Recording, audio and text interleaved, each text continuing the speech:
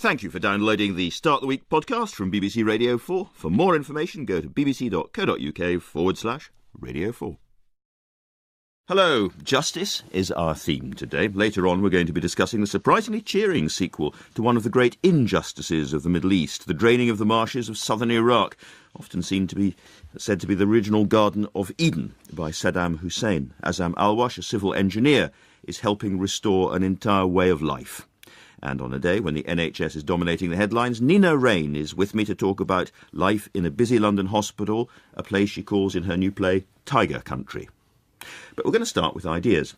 Eric Hobsbawm, one of Britain's most famous historians and a long-time Marxist, calls his new book How to Change the World and argues that Karl Marx, despite the terrors committed in his name, still has much to teach us today. I wonder what Michael Sandel will make of that. The political philosopher from Harvard, known to Radio 4 listeners from the 2009 Reith Lectures, has made a documentary called simply Justice. And, Michael, you apply the ideas of Kant, Bentham and Aristotle to a series of modern day-to-day problems. One of them would be the issue of bankers' bonuses. So if we can just run through Bentham, the utilitarian on bankers' bonuses, what would he conclude? Well, whether bankers' bonuses are just or unjust would depend on their effect on utility, on the general welfare, which these days means GDP more or less. So if paying bankers great bonuses will create the incentives that will make the banking system run well and work for everyone, that's a utilitarian argument in favor of it. And if not, not. So it comes. So in that case, it comes back to an economic measurement of how well or not banks do, and the notion of luxury and self-indulgence and greed. All of that is irrelevant in a utilitarian approach. The utilitarian cares about the effects on overall happiness. So it wouldn't only be the success of the banks, but the success of the banks as that success bears on the overall happiness, the general welfare, the greatest happiness for the greatest number of people. And Jeremy Bentham presumably would have to include a sort of sense of seething, jealous resentment as part of his calculus of overall happiness. One would put that into the calculus and add it up. And so what about Immanuel Kant with his notion of the categorical imperative? Well, here we have to look at Kant as really the fullest expression of a broad tradition of freedom, the idea that justice and doing the right thing has to do with respecting freedom and fundamental rights and the ability to choose freely. So I suppose if we stretched Kant a bit and saw him as the final expression of this, the freedom approach to thinking about justice, then we would think about bankers' pay possibly from a libertarian free market point of view and ask, was that pay freely agreed to by the people who hired the bankers and by the bankers themselves? Were anyone's rights violated? If the arrangement was freely agreed to, and if no one's rights were violated in the process, then it's just. Now, Kant himself was not necessarily a free market libertarian in all respects, but this second way of thinking about justice has to do with respecting voluntary choice, freedom, rights, and Kant brought that tradition to the fullest philosophical expression. Now, I can almost hear a lot of people listening in thinking that both of those approaches have pretty serious flaws or limits to them. And in your television programme and in your writing more generally, you raise the figure of Aristotle as a way of starting to resolve some of the failures or the tensions in Bentham and utilitarianism or Kant. Yes.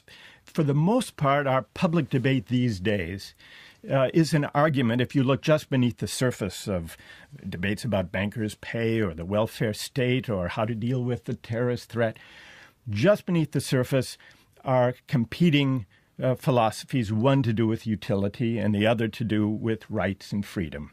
And what I suggest in the documentary and also in the Justice book is that these two ways of thinking about justice are insufficient. They don't fully capture what we care about when we argue about politics and justice. And I suggest that there is a third, older tradition that goes back to Aristotle that says we can't really figure out what's fair or what's just without arguing through the nature of the good life, without taking up questions of moral desert. Virtue. And virtue. Now, there's a tendency to shrink these days in the modern world from bringing questions of virtue into politics because people associate virtue, rightly, with very particular moral and spiritual conceptions. And judgments. It's not just a hesitation about this. Politicians would run a mile from discussing virtue and the good life and making moral judgments. Well, it's true, because it seems to be judgmental. And I suppose insofar as the documentary and the Justice book have an argument, it's that justice, I think, is unavoidably judgmental. And I think part of what's missing in our public life, and people sense it, is that there is not a direct engagement in politics with fundamental questions about the good life and the meaning of virtue. Well, this is very interesting because you could argue that there are at least two parts of the political spectrum where you do get a sense of justice and the good life and virtue, and are both preachy in different ways. You could talk about the environmentalist, deep green left, if you like, who certainly talk about the good life and say you shouldn't get on planes and you shouldn't do this and you should consume only so much. And on the other side of the spectrum, you might talk about something like the Tea Party in America, the religious right. And I wonder whether both sides are rising in popularity in the public debate because they are at least making judgments about virtue. Yes, I think that's true. I think the source of the resonance of these movements is precisely that they are trying to bring a deeper moral engagement, including an engagement with virtue and the good life, into politics. I would hazard one speculation as a visitor to the UK. It seems to me that even the mainstream political parties, in their way, are reaching for a language of virtue and the common good. David Cameron, with his idea of the big society, stronger notions of engaged, active citizenship, and also in the Labour Party, the attempt of Ed Miliband to revive the tradition of solidarity and the good society. So I think from all points in the political spectrum, there's a sense that a purely managerial or market-driven politics doesn't really address fundamental questions about the common good, and that kind of politics can't be sustained for long. We're going to be talking, Nina Raine, about your play, Tiger Country, later on, but this does set the context a little bit. Here we have a lot of people inside an NHS hospital trying to make very fast judgments about the right thing to do. Would you agree that in mainstream politics, to call it that, we do not have languages of virtue and the good life? Yeah, I don't think we do enough. Yeah, I think that's certainly true. I mean, what interests me is the malleability of the idea of justice, because I think we all have an interior sense of justice that we get even from the playground about what is fair and what is not. And yet laws change, for instance, on homosexuality. So how do you marry that paradox that we have something that seems inherent and yet things that change? I'd be interested to know what you think about that. It's very interesting, and you mentioned the debates we have. Well, we have debates about same-sex marriage, certainly in the U.S., and these are questions that inspire great passions on all sides of the political spectrum. And I think one of the reasons they do, and this comes back, Andrew, to your point about the Tea Party, the environmental movement, the issues that seem to raise the deepest passions are ones that step outside mainstream political strictures against judgment, moral argument, questions of virtue and the good life. And I suspect that in hospitals and when you've spoken to doctors and observed them, on the one hand, there's a great emphasis on deciding medical care, hard ethical questions based on consent and autonomy. That's the freedom rights-oriented idea. And yet, don't doctors confront all the time the desire of patients and their families to advise them on what really will be for the good of my cannot be captured by legislative language. You're making human judgments. I think so. I think so. Yeah, Eric absolutely. Hobsbawm. Yes, I've got a lot of sympathy, obviously, for your criticism both of utilitarianism and, if you like, of Kantianism, because it both seem to me to be based on the conception that the world consists of a lot of individual, separate balls knocking against each other. And the relations between them are solved by arithmetic, voting majority and minority. And in fact, I don't think this is a case. The problem, it seems to me, is really this. It's an old problem, which Michael will know, the old one between community and society. Once you stop having a traditional community, which is, so to speak, a human-sized unit in which you think you know at least everybody who belongs to it, and in which a certain degree of consensus is possible. And judgments are being made about individuals in that Judgments are being made as within that. And we come into large modern societies. These communities are necessarily rather limited, although they may be much larger. How do you get back these values? I'm by no means certain they can do it by cheerleading and saying, let's all take initiatives to go around being nice to old people, right, or whatever. Yeah, I agree. It's a very, very difficult question.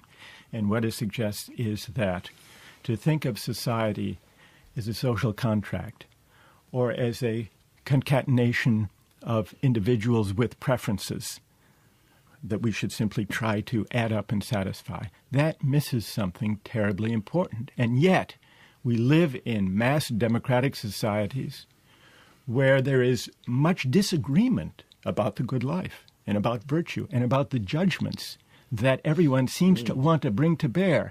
And so the question, I think, is how to design structures and institutions within civil society that stand between the individual and the state, or between the individual and the global community, to provide places where people can argue in morally engaged ways about these questions, about the nature of the good life. Well, I suppose one of those institutions might be the one that Azzam Alwash created to help the Marsh Arabs, the area where you came from, Azzam. There's an interesting bit in the film, we'll talk about it all later on, but in the film where you talk about the tension between not seeing your family, not seeing, and going out there to create a new organisation to give hope in a particular part of the world. That is a choice about the nature of the good life. Indeed, we have to make choices about what motivates us individually. While Michael was talking, I was wondering about how that applies to the issue in Iraq of water. We live in an area in Iraq where water is extremely limited and it's getting worse. And I find myself always arguing for the marshes because nobody there can speak for the marshes more eloquently and argue for the value of the marshes as opposed to using that water for agriculture. And this is going to get worse and worse with time. I find myself in the position of trying to speak for nature. Nature itself does not have a legal standing, as it were. We have to take the mantle to speak for nature. How do you work that in? Right. It's a fascinating question. I would really like to put a question back to you, Azzam, about this. As I understand it, we're going to come on to the marshes themselves later on. But yes, about the way this connects up with justice, what you're really talking about when you're making the case for the marshes is a certain idea of the public good. And and to argue about the public good, ideally, one has to have a kind of democratic public space where people can bring to bear competing moral and civic visions about what the public good, in this case with regard to water, consists in. And so one of the things I'll be interested to hear from you as you describe your project is whether you think that within Iraq there will emerge the kind of public space that will enable citizens, as citizens, to debate seriously questions of justice and the meaning of the public good. But there is, I think it seems to me, another side to it. Water, I think, raises the idea of justice in a different way from the one that you've done. because with limited amounts of water, this has been happening in all societies which rest on irrigation. You have to have a system for distributing it in such a way that it is regarded as satisfactory to all and to the community. Now, that, it seems to me, is a different sense of justice from the general sense of a society leading the good life. Because you've got competing societies, and you've got competing societies, and you've got competing That's right. nations. There and so on. are a lot of, historically speaking, historically speaking, for instance, there are lots of water courts in Spain. They still operate from the Arab days, in which the irrigation in the east of Spain is from time to time distributed by a number democratically elected or other elected seniors to the various members who cultivate in this area. Well, let's move on with a remark you may some people may recognise, because we've been talking about philosophers, and they've only interpreted the world in various ways. The point is to change it, and I am, of course, quoting Mr. Karl Marx, subject of Eric Hobsbawm's new book, How to Change the World: Tales of Marx and Marxism. Eric Hobsbawm, a lot of people would say that if you look back over the story of the 20th century, so many of the most appalling regimes called themselves Marxist, that the one thing that we ought to be doing in the new century is not thinking about Marx very much. Well, it's perfectly true that Marx, the ideas of Marx, have changed the world to an extraordinary degree. But they've changed it not only in one direction. Remember, for instance, that at the end of the 19th century, Marx's only political program was originally that of saying, let the industrial workers acquire consciousness of class and undertake political action in the way in which eventually they will come to power. Now, in actual fact, this inspired these working class parties, which shot up in the 1880s, 90s, immediately became, in some instances, the largest parties in their country, and are still in being either at the governments or the alternative governments in most of Europe. So you would say that the Leninist tradition of revolutionary parties is only a small, or one part of the Marxist heritage. Exactly. Social democracy is the child of Marx just as much as Leninism is. And if you like, social democratic, these new parties, for instance, without them there would be no democratic elections. There would almost certainly be no modern welfare state. The pressure and the fear of them which ensured this. Now, the Leninist effects, the revolutions, had much more dramatic effects and more global effects. In fact, I don't think there's been anything quite comparable since the Arabs swept over the East and West after Muhammad.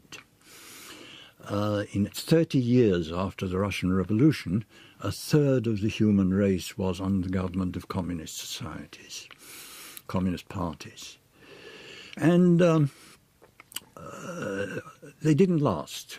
Because they didn't really have a political philosophy of any great sophistication either. They'd picked up the military statism of the First World War societies in some respects, the distribution on a kind of military or emergency basis. They had an ideal, and they tried, I think, to carry it out, but the ideal is you can't actually change human nature by deciding what needs to be changed about human nature and then pushing ahead.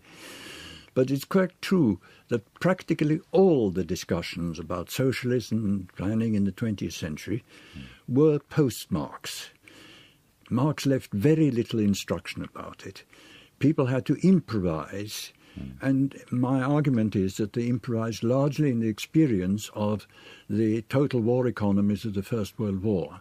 And that's what gave them an idea, and then they went on from there.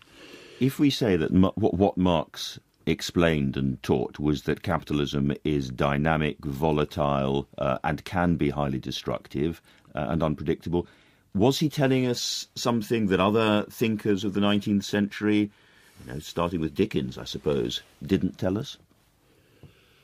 Yes, I think so. If you actually start reading the Communist Manifesto, the first few pages of it, you will be struck by the fact, particularly if you read it now, that what he's talking about, this was written in 1848, that he was talking about our society, the modern globalized society, destroying everything, transforming everything, and through a sort of built-in dynamism, but not a dynamism of gradual growth, and not a dynamism which ends up with a sort of stability in the way in which free market theorists believe it's a self-stabilizing, in theory a self-stabilizing system, but one which goes constantly through crises and changes.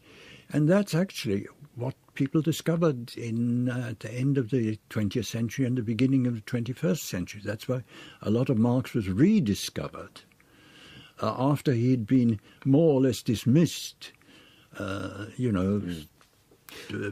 because after the end of the Soviet Union and the crisis of the Social Democratic Party, saying we don't have to worry about him at all anymore. Yes, well, I remember Frances Wien writing a biography of him, in which she said that you have to understand Marx basically as a kind of great 19th century novelist, describing the society around him, and not look to him for a specific political programme.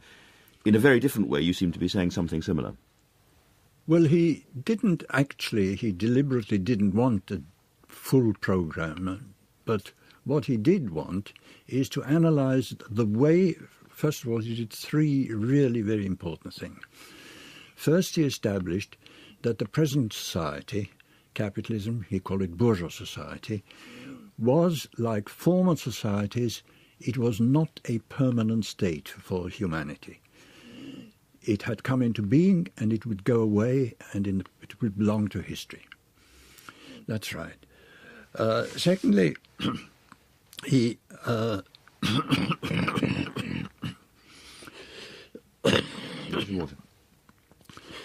predicted the transforming and globalizing effects of this new society in a way in which I don't think anybody else saw. I mean, he may have done it by intuition, because if you actually look at what was available in 1848, it was chicken feed. Back copies of The Economist, mainly, as far as I recall. Yes. What? Back copies of The Economist. Actually, there were 70,000 tons of steel being produced in 1848.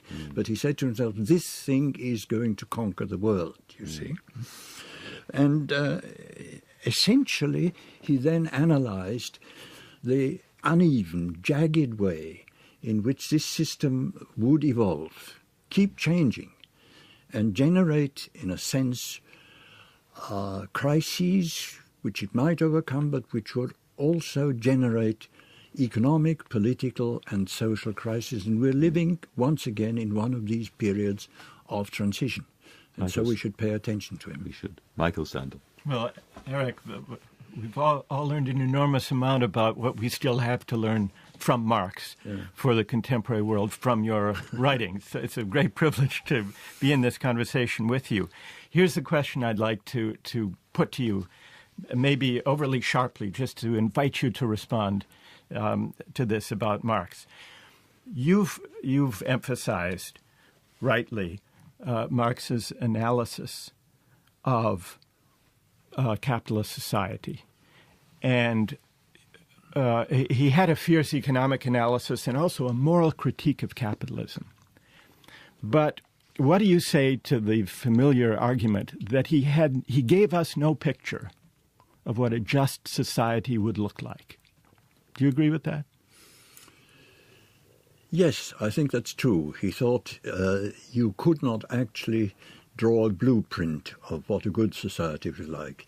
It would emerge out of historic development. He announced a certain number of things that he was in favour of, some of which were his own, some which he took over from utopian socialists. But you cannot draw up, the way in which some other socialists did, a constitution of the socialist commonwealth on the basis of Marx. Or even what fair pay would look like. Or even what fair pay would look like, for example.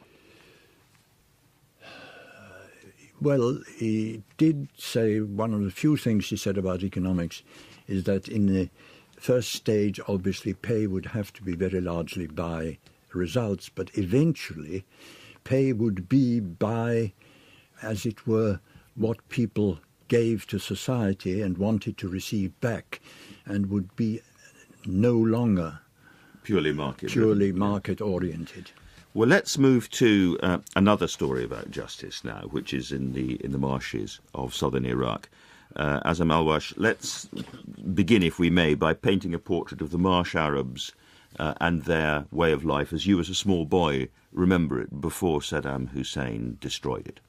Indeed, the marsh Arabs are, to my point of view, an extension of the Sumerian way of life. I mean, we have clay tablets that show how the Sumerians used to live in huts made out of reeds, on islands made out of reeds and dirt.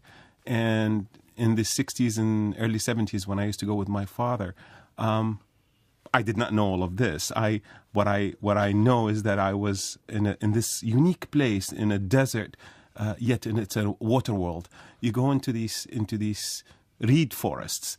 And every now and then you come into lakes, and in the middle of the lakes you would see these encampments of villages where people are living as one with their environment. An extraordinarily lush and varied environment, and so in terms of nature, often referred to as the original Garden of Eden, I suppose, because it's Mesopotamian. Well, according to Genesis, Eden is fed by 4 rivers. Guess what? The marshes are fed by 4 rivers, not only the Tigris and Euphrates, but also the Karkha and Karun. The story of Genesis probably is cryptid, as it were, from the Sumerian story of creation. Saddam Hussein, in one of the most appalling acts of his regime, decided that the marshes were a source of trouble and dissidence, a bit like Sherwood Forest, and that he was simply going to destroy the entire environment.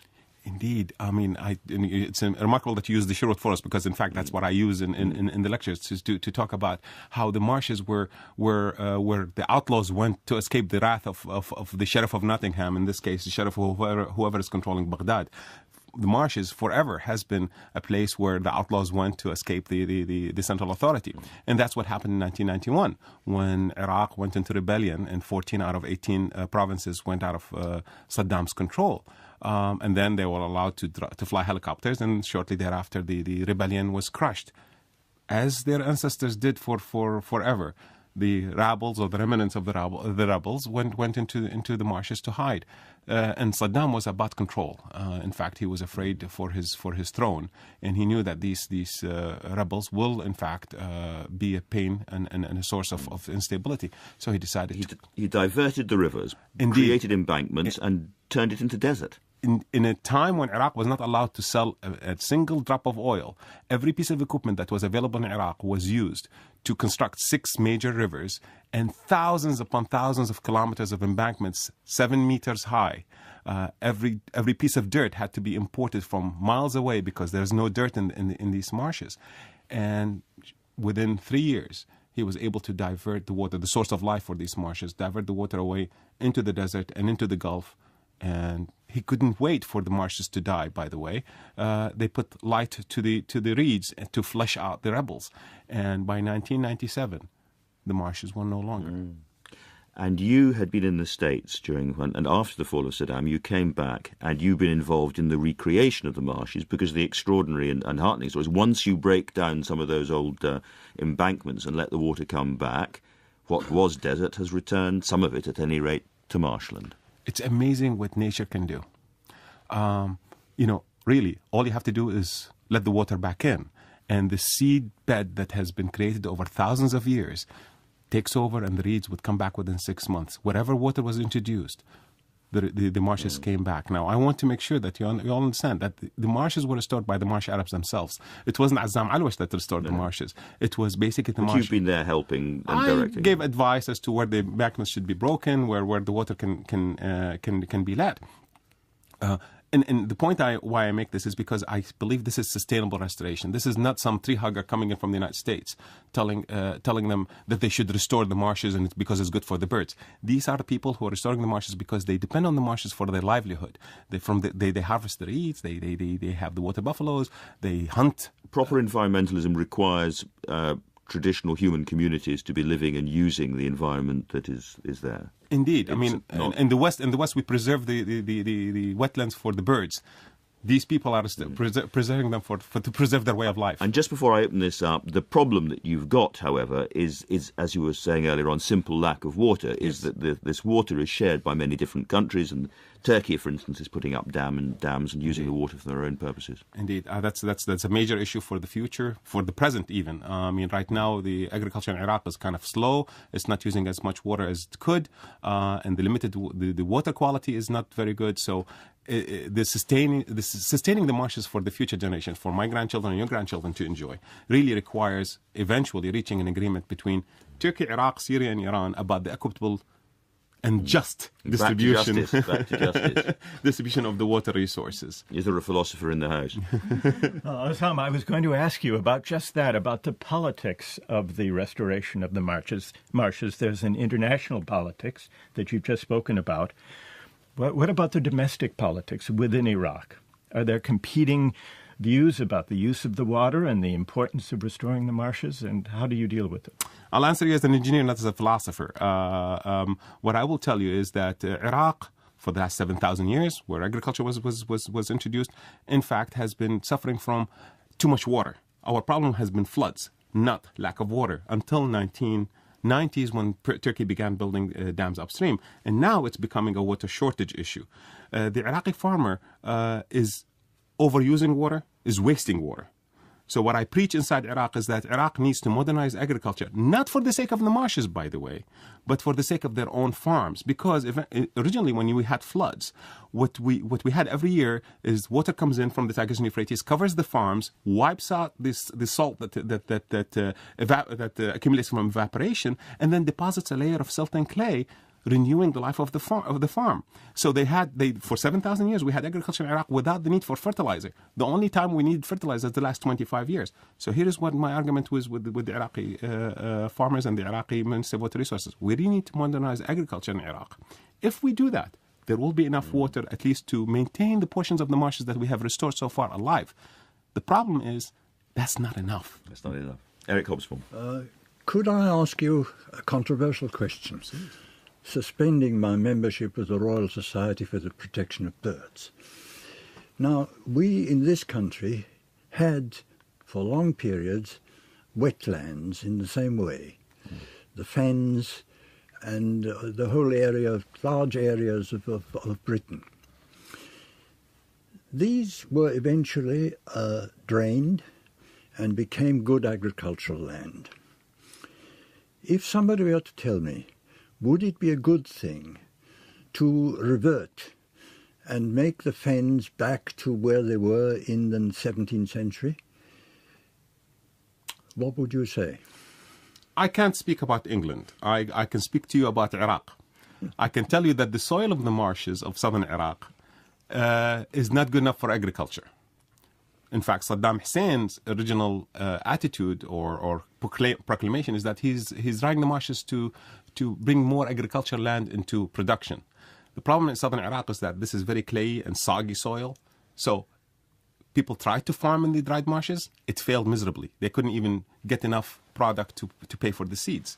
So in southern Iraq, I can't speak in England. Oh, by the way, Nature Iraq is in fact BirdLife International partner in Iraq, just like the RSPV is in England. Of course. So I will argue from Iraq's point of view, agriculture in the marshes is not sustainable, and it failed. We have proof that it failed. As what you should do in England, I'll speak to you as a tree hugger. I say, the more wetlands, the better. Okay. All right. From one kind of wild countryside to another, tiger country. which is the title of Nina Raine's new play. But Tiger Country refers to the excruciating pressures and dilemmas on doctors and nurses in a busy London hospital, which Nina, is where you've set this play. Yeah. It's a play which takes a whole series of different problems occurring in the life of a hospital. But what will strike people, I suppose, about it is the kind of scabrous and atrocious pressure on the people inside the hospital. This is absolutely the reverse of the meticulously ordered clockwork administration that people presumably hope and assume that hospitals have. Yeah, well, when I was researching it, and I did that over a number of years, really, I was struck by the recurring sense of chaos, but also of goodwill. So there are these things in conflict with each other.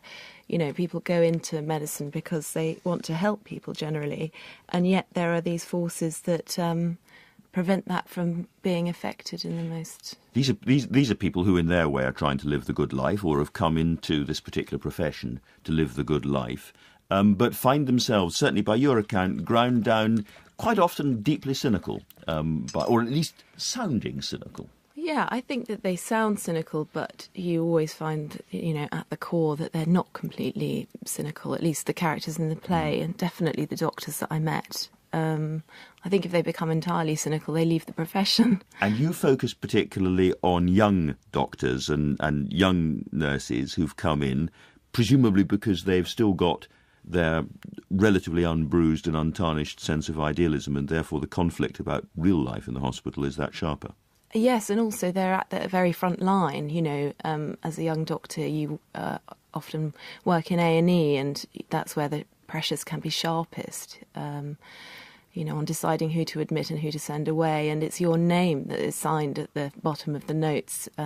If a mistake is made, it's at your door, and that's terrifying when you're 20, 24, 25. And that was what sort of inspired me really to write the play, I suppose. And the language of the play will surprise and no doubt shock some of the people who watch it, won't it? What are you saying, Andrew? I'm talking about the sort of the sexism and the racism and so on of the casual language used by some of the doctors. Yes, well, I hope it will. I wanted to, but I was a fly on the wall, and I was thrilled and amazed by what I heard, and it was not politically correct, and that was fascinating to me. And I tried to put some of that in the play, absolutely. Lots of people are familiar, or think they're familiar, with the world inside hospitals because of these endless TV dramas of one kind or another, soaps and so on, set in hospitals that we see. As somebody who actually spent a lot of time fly on the wall, standing in the background, watching, how different is real life in NHS hospitals from that televised version? You actually have a television character in your hospital who's... I do. Yes, I wanted to sort of confront that because, of course, the hospital territory is so colonised by TV that I think, I felt I had to face that head on in the play, really, thematically. So that's partly why I had that character. The thing that I've noticed, I don't watch a lot of Holby and Casualty, I have to admit that. But what I notice is that the narratives often, stories are introduced through patients. And in the play, my play, the stories are really of the doctors much more than, the patients that they're coming into contact with. The moments that I hope will really move the audience do involve patients, but... and there are lots of moral dilemmas, questions about justice here. Michael Sandel wants to jump in at this point, I think. Well, Nina, I had an even more elementary question of personal interest. After you did your research and observed what actually goes on in hospitals, did it make you more or less confident about the prospect of being a patient in one? Oh, goodness, it was a mixture because, you see how human error is absolutely there at the heart of it. It can't help but be there. And a little knowledge is a sort of scary thing. You see how, I watch some operations and you see how within 5 minutes it can go from being calm and in control to something going wrong. I remember watching an operation where suddenly they counted up the swabs and there was one missing, and there was a panic about, was a swab left inside the person, you know. And that kind of thing is not, you know, when I next go in for an operation, that will be in my mind, I'm afraid. I mean, it reminds me slightly of something that Eric Hobsbawm was saying earlier on about the difference between arithmetical and abstract systems and real communities, living, breathing communities. Yeah, I think what I noticed about this rather admirable text, I haven't seen it, is the difficulty for doctors of caring about their patients in the same way that they would care if their patients were, for instance, relatives. There is this case that you mentioned in your play. So you can't do that. You have to develop a degree of, I won't say cynicism. Distancing, maybe. Of distancing. Because if you're too close to it, you get burnt out. Yes, yes, now, absolutely. It's easier, and this is why it's much easier for patients to come to terms with nurses rather than doctors. Because nurses don't have to do this. They're not constantly having the responsibility of saying, am I curing or killing this person? They're just doing their job. And it seems to me they were very good at that. Yeah. Nina, a short final response. We're nearly out of time. Well, yes, I remember watching a man in A&E about to have a very major operation, and the nurse, the male nurse, in fact, telling him gently, the doctors will be with you in a moment to deal with you. You're going to have a very major operation, but it'll be okay. And then simply stroking this man's hair, a male nurse stroking this man's hair, and that to me was, a powerful moment of what doctoring could be. And should be. Yeah. A good note to end on. Thank you to all my guests. Nina Raine's Tiger Country's on at the Hampstead Theatre in London until February. Eric Hobsbawm's How to Change the World, Tales of Marx and Marxism is out this week. You can see Azzam Alwash in Miracle of the Marshes of Iraq tomorrow night on BBC Two, and Michael Sandel will be presenting a series of programmes on justice on BBC Four, which start next week. Next week, for us, immortality, collective memory and the burden of history with Patti Smith, John Gray and Di Smith. But for now, thank you and goodbye. Well, whether bankers' bonuses are just or unjust would depend on their effect on utility, on the general welfare, which these days means GDP more or less. So if paying bankers great bonuses will create the incentives that will make the banking system run well and work for everyone, that's a utilitarian argument in favor of it. And if not, not. So it comes. So in that case, it comes back to an economic measurement of how well or not banks do. And the notion of luxury and self-indulgence and greed, all of that is irrelevant in a utilitarian approach. The utilitarian cares about the effects on overall happiness. So it wouldn't only be the success of the banks, but the success of the banks as that success bears on the overall happiness, the general welfare. The greatest happiness for the greatest number of people. And Jeremy Bentham presumably would have to include a sort of sense of seething, jealous resentment as part of his calculus of overall happiness. One would put that into the calculus and add it up. And so what about Immanuel Kant with his notion of the categorical imperative? Well, here we have to look at Kant as really the fullest expression of a broad tradition of freedom, the idea that justice and doing the right thing has to do with, for the most part, our public debate these days is an argument, if you look just beneath the surface of debates about bankers' pay or the welfare state or how to deal with the terrorist threat, just beneath the surface are competing philosophies, one to do with utility and the other to do with rights and freedom. And what I suggest in the documentary and also in the justice book is that these two ways of thinking about justice are insufficient. They don't fully capture what we care about when we argue about politics and justice. And I suggest that there is a third, older tradition that goes back to Aristotle that says we can't really figure out what's fair or what's just without arguing through the nature of the good life, without taking up questions of moral desert. Virtue. And virtue.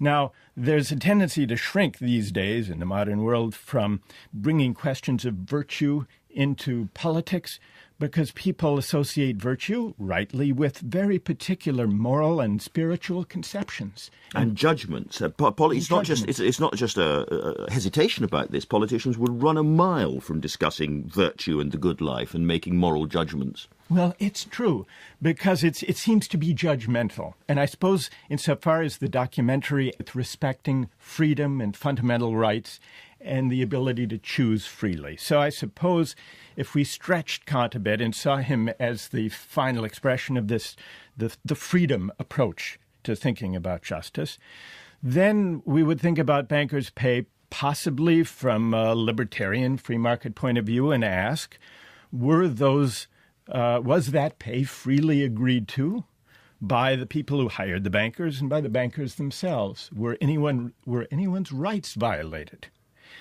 If the arrangement was freely agreed to, and if no one's rights were violated in the process, then it's just. Now, Kant himself was not necessarily a free market libertarian in all respects, but this second way of thinking about justice has to do with respecting voluntary choice, freedom, rights, and Kant brought that tradition to the fullest philosophical expression. Now, I can almost hear a lot of people listening in thinking that both of those approaches have pretty serious flaws or limits to them. And in your television programme and in your writing more generally, you raise the figure of Aristotle as a way of starting to resolve some of the failures or the tensions in Bentham and utilitarianism or Kant. Yeah. Thank you for downloading the Start the Week podcast from BBC Radio 4. For more information, go to bbc.co.uk/Radio 4. Hello, justice is our theme today. Later on, we're going to be discussing the surprisingly cheering sequel to one of the great injustices of the Middle East, the draining of the marshes of southern Iraq, often said to be the original Garden of Eden by Saddam Hussein. Azzam Alwash, a civil engineer, is helping restore an entire way of life. And on a day when the NHS is dominating the headlines, Raine is with me to talk about life in a busy London hospital, a place she calls in her new play Tiger Country. But we're going to start with ideas. Eric Hobsbawm, one of Britain's most famous historians and a long-time Marxist, calls his new book How to Change the World and argues that Karl Marx, despite the terrors committed in his name, still has much to teach us today. I wonder what Michael Sandel will make of that. The political philosopher from Harvard, known to Radio 4 listeners from the 2009 Reith Lectures, has made a documentary called simply Justice. And, Michael, you apply the ideas of Kant, Bentham and Aristotle to a series of modern day-to-day problems. One of them would be the issue of bankers' bonuses. So if we can just run through Bentham, the utilitarian, on bankers' bonuses, what would he conclude? And the Justice book have an argument. It's that justice, I think, is unavoidably judgmental. And I think part of what's missing in our public life, and people sense it, is that there is not a direct engagement in politics with fundamental questions about the good life and the meaning of virtue. Well, this is very interesting because you could argue that there are at least two parts of the political spectrum where you do get a sense of justice and the good life and virtue, and are both preachy in different ways. You could talk about the environmentalist, deep green left, if you like, who certainly talk about the good life and say you shouldn't get on planes and you shouldn't do this and you should consume only so much. And on the other side of the spectrum, you might talk about something like the Tea Party in America, the religious right. And I wonder whether both sides are rising in popularity in the public debate because they are at least making judgments about virtue. Yes, I think that's true. I think the source of the resonance of these movements is precisely that they are trying to bring a deeper moral engagement, including an engagement with virtue and the good life, into politics. I would hazard one speculation as a visitor to the UK. It seems to me that even the mainstream political parties, in their way, are reaching